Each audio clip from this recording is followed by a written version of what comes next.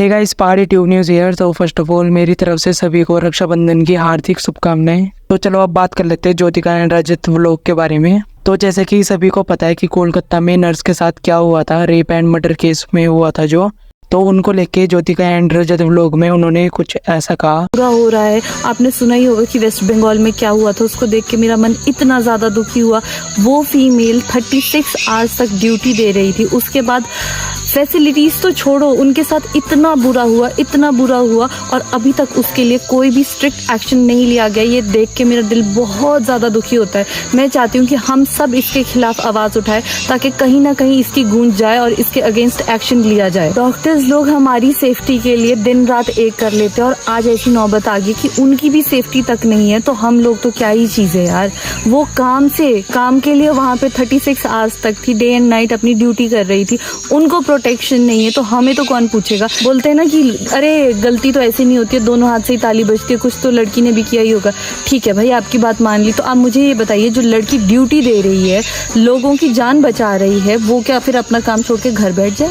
फिर कहते हैं कि लड़कियों ने कपड़े छोटे पहने होते हैं, वो ऑड आवर्स पे बाहर जाती है, तो क्या मतलब जिन्होंने पूरे ढके हुए कपड़े भी पहने, हमने तो इंसिडेंट्स उनके साथ भी सुन लिए हैं।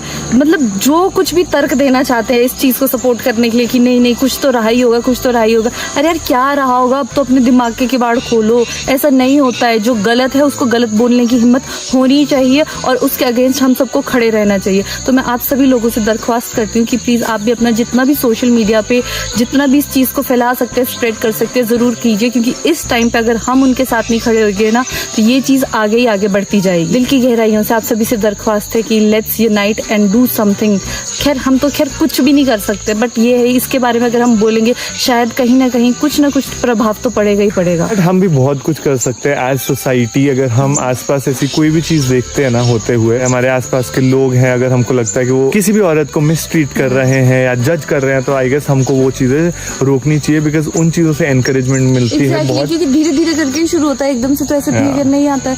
तो और आपके घर में बच्चे होंगे, उनको तो इस केस के बारे में हिनू व्लॉग ने भी खुल के बोला। तो क्या बोला आप देखिए लो। मुझे नहीं लगता दोस्तों हम बेटियों को कभी न्याय मिलेगा। हम बेटियां अभी तक सुरक्षित नहीं हैं, हम बेटियों को अभी तक आज़ादी नहीं मिली है। तो दोस्तों आजकल आप लोग न्यूज पर, यूट्यूब पर हर जगह देख रहे होंगे एक शर्मनाक घटना जो कि कोलकाता में हुई है। 9 अगस्त की सुबह कोलकाता शहर में, जो कि अपने संस्कृति एवं बौद्धिकता के लिए गर्व करता है, लेकिन उसी शहर में आरजीकर मेडिकल कॉलेज अस्पताल के अंदर सुबह के समय एक शव पाया गया और वो शव था डॉक्टर मौमिता देवनाथ जी का। उनके साथ बहुत ही गलत हुआ है दोस्तों। ये वीडियो बनाते टाइम मुझे बहुत ज्यादा बुरा लग रहा है। हम बेटियों के साथ फिर से एक शर्मनाक घटना हुई है। 9 अगस्त के दिन एक उज्जवल भविष्य वाली युवा डॉक्टर मौमिता देवनाथ जी के साथ बड़ी क्रूरता पूर्वक एक बार उनका बलात्कार किया गया और उसके बाद उनकी हत्या कर दी गई। हमारी डॉक्टर दीदी के साथ हुई घटना हमें ये याद दिलाता है कि हम लड़कियां अभी भी कहीं पर भी सुरक्षित नहीं है। हमारे उत्तराखंड में भी अंकिता भंडारी जी के साथ यही घटना हुई थी, लेकिन अभी तक उन्हें न्याय नहीं मिला है। पता नहीं इन चीजों में सरकार कानून अपने आंखें बंद क्यों कर लेती है। मैं सरकार से हाथ जोड़कर ये विनती करती हूँ कि दोषियों को सजा दो, उन दरिंदों को सजा दो। अगर उनको सजा नहीं दी जा रही है तो आप लोग उसे पब्लिक के हवाले छोड़ दीजिए। पब्लिक को पता है कि उन्हें क्या करना है। जिस तरीके से उन्होंने हमारी दीदी को इतनी बुरी मौत दी है, हम पब्लिक भी उसे वैसी मौत देंगे और उस दरिंदे को ऐसी सजा मिलनी चाहिए ताकि जब आगे जाकर कोई लड़का इस घटना के बारे में सोचे तो उसकी रूह कांप उठे। न्यूज में जब उनके साथ हुई घटना को बताया जा रहा है तो हम लोग अपने आंसू नहीं रोक पा रहे हैं,